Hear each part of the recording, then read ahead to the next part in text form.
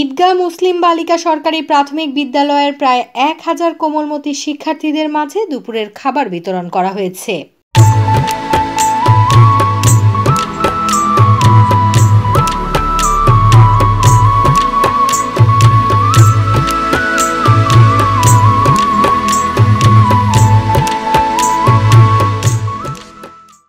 খাবার বিতরণে সার্বিক সহযোগিতা করেন ২৫ নং রামপুর ওয়ার্ড বিএনপির আহ্বায়ক কমিটির সদস্য জহিরুল ইসলাম আবুল, হালিশহর থানা ছাত্রদলের সভাপতি মমিনুল হক মুন্না, হালিশহর থানা বিএনপি নেতা সলিমুল্লাহ, মোহাম্মদ জসিম সহ আরও অনেকে।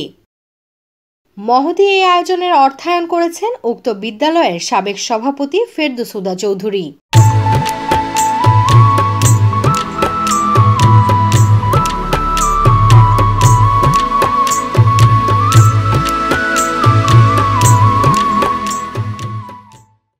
মোহাম্মদ আলমগীরের তথ্যচিত্রী নিউজ ডে 24।